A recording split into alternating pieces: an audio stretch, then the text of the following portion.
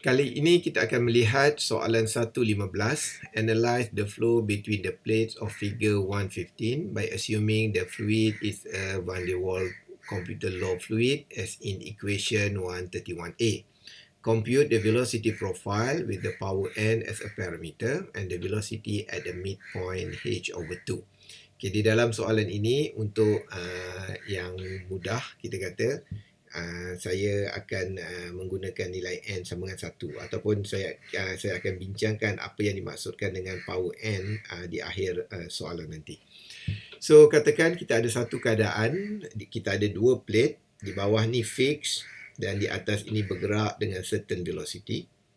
Dan kita tahu di sini berlaku no slip condition menghasilkan hal laju U sama dengan kosong. Di atas sini kita kata masih lagi berlaku no slip condition, cuma ia melekat kuat pada permukaan plate yang di atas menyebabkan ia juga turut bergerak dengan certain velocity. So dalam soalan ini kita menggunakan velocity V. Okay, ini adalah salah satu contoh penyelesaian mudah. Kita beranggapan bahawa no acceleration, maksudnya no acceleration, kita kata velocity adalah constant. So kalau velocity constant membawa maksud ia adalah steady flow. Dan kita beranggapan bahawa no pressure gradient. So kalau anda kata pelajar ingin menyelesaikan masalah ini dengan menggunakan Navier-Stokes equation, boleh juga masukkan nilai no acceleration tu sebagai du dt sama dengan kosong kerana ia adalah steady flow dan permudahkan sebutan yang lain. Cuma di sini kita nak tunjukkan satu cara mudah kita nak tackle masalah ini. Selalunya kita beranggapan bahawa dalam keadaan ini shear stress adalah constant. So kalau shear stress constant, kita memahami bahawa tau sama dengan mu du dy. Okay, dan selalunya kita akan membicarakan di dalam kajian kita akan menggunakan Newtonian fluid. So Newtonian fluid ini dia akan menghasilkan nilai dynamic viscosity yang constant. So maksudnya dalam pengiraan shear stress ataupun dalam rumus shear stress, nilai dynamic viscosity ni dah tak boleh ubah kerana dia fix. So, apa yang kita boleh play around supaya nilai shear stress kita berubah ialah nilai du dy. Maksudnya, kita lajukan plate tersebut, kita tarik dengan laju ataupun kita ubah gap di antara dua plate dan sebagainya. Okay. Tetapi selalunya, kalau nilai had laju dan juga nilai gap yang kita ada, maknanya seperti gambar raya ini, kita dah fixkan dengan satu keadaan. Oleh itu, nilai du dy juga akan sama dengan, akan menjadi constant. So, jadi kita terus je lompat, kita mengatakan bahawa du dy adalah constant. So, kalau du dy sama dengan constant, kita tulislah du dy sama dengan satu nilai constant. Awak nak tulis A boleh, nak tulis B boleh, nak tulis C1, C2 dan sebagainya. Okay, cuma saya tulis B di sini kerana rentetan dia saya nak keluarkan A, itu aja. Okay, so kalau awak nak tulis A pun boleh juga. So jadi kita menulis contohnya du dy sama dengan B. So kita bawa nilai dy ini ke sebelah kanan. So kita boleh menulis du sama juga B dy. Dan saya rasa pelajar pun boleh faham. Oleh kerana kita ada sebutan dalam bentuk differential, so kita kena ubah dia dalam bentuk normal equation. So jadi apa yang kita buat, kita kamerkan kedua-dua bahagian. Oleh itu kita dapat kameran untuk du menghasilkan u, kameran untuk b kepada y akan menjadi by, dan kita campurkan dengan satu lagi constant disebabkan oleh integral proses. So maksudnya saya harap pelajar faham peringkat ini. Kemudian rumus U sama dengan BY campur A ni kita tidak boleh gunakan kerana nilai B dan nilai A kita tidak ketahui. Oleh itu kita perlu masukkan boundary condition. Saya rasa telah banyak kali kita bincangkan dengan berkenaan dengan boundary condition. So di dalam keadaan ini kita mengambil boundary condition, satu berkedudukan di sini dan satu adalah yang berada di atas. So yang di bawah ni kita anggap U sama dengan kosong. Pada kedudukan Y sama dengan kosong, dan atas adalah U sama dengan V, dan pada kedudukan Y sama dengan H. Okay, so kemudian kita kata Kalau kita masukkan Y0, U0, kita dapati bahawa nilai A adalah kosong. Oleh itu, equation di sini memadai untuk kita menulis sebagai U sama dengan BY. Dan seterusnya, kita cuba masukkan nilai ini. Okey, U sama dengan capital V. Oh, tadi saya silap ke? Ni U sama dengan V. Okey, betul. So, kita boleh dapati bahawa nilai B sama dengan V over H. So, kemudian kita masukkan nilai B di dalam general equation yang kita dapat. So, kita boleh dapat U sama dengan V over H, Y. Okay. So, ini adalah kita kata velocity profile ataupun equation untuk kita melukis velocity profile yang ada di dalam plate tersebut. So, and then kita kata untuk masukkan nilai velocity at midpoint. So, midpoint maksudnya titik tengah-tengah. Kita masukkan nilai Y sama dengan H per 2. Kita masukkan di dalam equation yang kita ada. So, kita boleh dapat U sama dengan V per 2. Jadi, kita boleh buat conclusion bahawa velocity of fluid flow at the midpoint is always U sama dengan V per 2.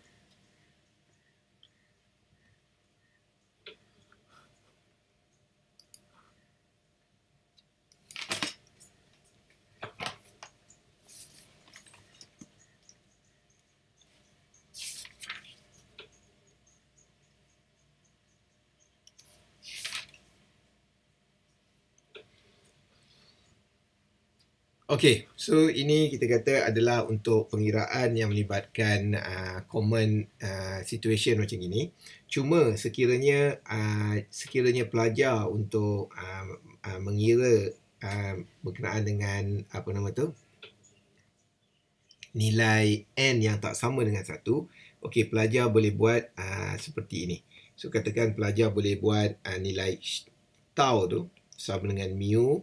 Selalunya kita kata du dy. So du dy di sini sebenarnya membawa maksud kalau kita kembali kepada general form dia, dia akan menjadi tau sama dengan mu du dy kuasa n.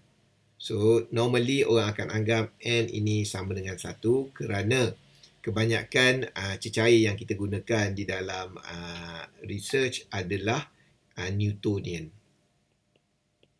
So, walaupun kita menggunakan minyak, air dan sebagainya, ia adalah, kita beranggapan ia adalah Newtonian. Newtonian bermaksud dia akan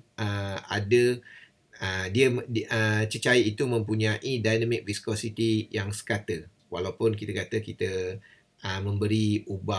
ubah had laju dan sebagainya. So, tetapi ada cecair yang kita akan campur yang bersifat non-Newtonian. Non-Newtonian ni kita kata ada terbahagi kepada dua. Newtonian kita anggap dia adalah straight line kerana kadar dynamic viscosity dia adalah constant. So kita ada yang shear thinning and ada shear thickening. Okay. Dia ada curve dia macam itu. Satu curve bengkok ke atas, satu lagi bentuk bengkok ke bawah. Okay. Selalunya non-Newtonian fluid ni kepada fluid yang kita kata kita tidak akan gunakan, jaranglah kita nak gunakan di dalam engineering study.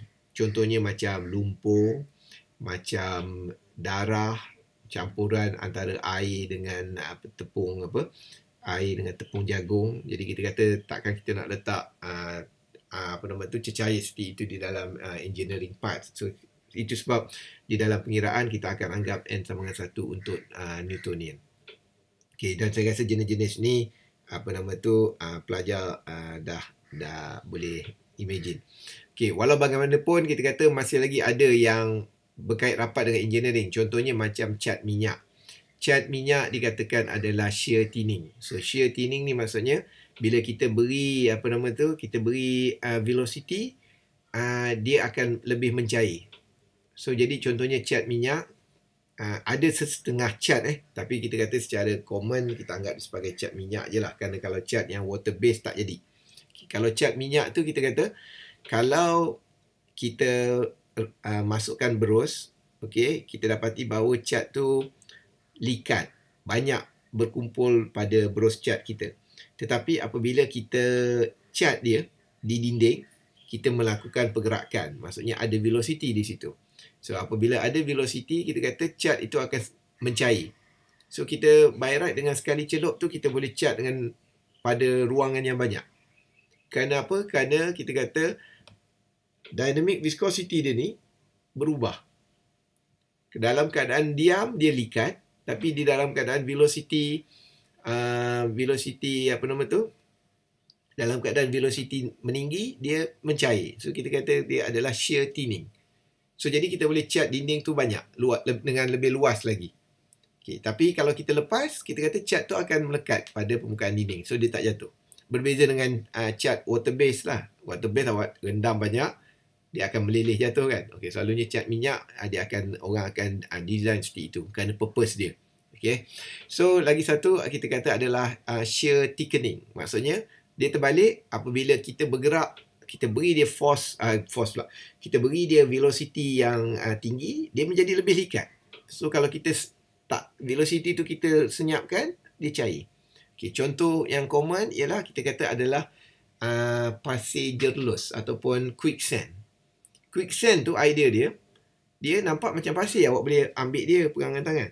Tapi bila awak masuk dalam pasir tu, so once awak nak bergerak dengan laju tak boleh. Dia akan sedut, dia akan pegang kuat. Awak tu boleh nak tarik tangan awak. Okay, so idea dia apa ialah awak bergerak dengan perlahan. Kalau awak trap dalam quicksand. Kerana apa? Pergerakan perlahan itu menyebabkan dia mencair. Okay. Antara eksperimen mudah berkenaan dengan shear thickening ni adalah campuran air dengan tepung jagung. So air dengan tepung jagung ni kita bancur. Awak dapati bahawa kalau awak genggam laju, so dia akan tetap bentuk bulat di tapak tangan awak. Dia seolah-olah jadi solid objek. Tapi kalau kita biar, nanti bulat tu dia akan mencair semula. So ada satu social experiment sebenarnya pernah dibuat oleh Maxis, saya rasa. Saya tak ingat lah. Dia buat satu kolam ada tepung jagung. So kalau kita berlari dengan menghentakkan kaki dalam kolam tersebut, kita tidak akan tenggelam. Kerana apa? Once kita beri dia had laju yang tinggi di situ, okay, tepung jagung tersebut, campuran tepung jagung dengan air tersebut akan mengeras. So jadi kita kata ia adalah mengeras tu maksudnya viscosity dia akan menjadi lebih tinggi, so awak boleh berjalan di atas cecair tersebut. Okay. So jadi maknanya normally orang akan anggap N sama dengan 1. Itu sebab kita selalunya du dy ni kita akan anggap sama dengan 1. Tetapi kalau katakan awak ingin buktikan, ingin buat pengiraan untuk N yang lebih daripada 1 atau kurang daripada 1, mudah sahaja awak buat pengiraan du dy ni di dalam kuasa N di sini. Maksudnya awak ikut balik, tunjuk balik ikut balik apa yang saya telah buat di sini, tetapi gunakan dalam keadaan du dy sama dengan N. So apabila awak menggunakan du dy sama dengan N ni, okay, mungkin awak menghadapi bila awak nak buat, okay, katakan kita buat du kuasa N, dy kuasa N, so sama juga dengan, okay, kita bermula di sini. Okay, so kalau katakan kita ada du dy kuasa N sama juga dengan constant B. So kalau kita ubah, kita akan menjadi, okay, katakan d kuasa N U darabkan dengan sama juga dengan B dy kuasa N.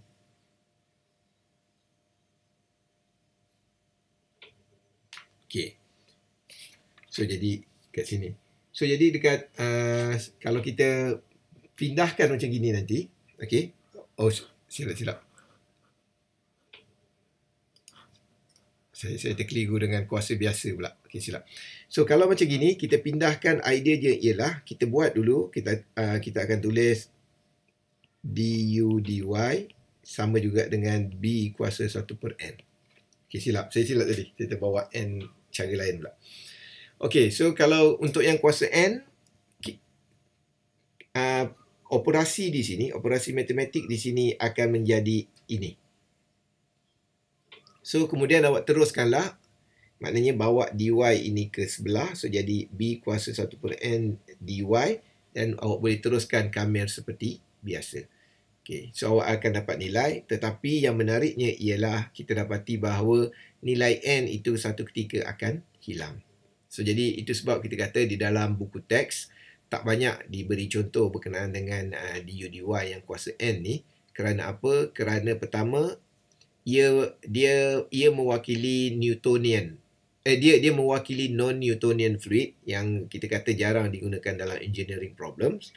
Okay, dan kemudian kalau kita buat kameran, dia nilai N itu akan hilang. So maksudnya memadai untuk kita mengira dalam keadaan nilai N sama dengan 1. Okay, so saya harap pelajar boleh mencuba perkara ini.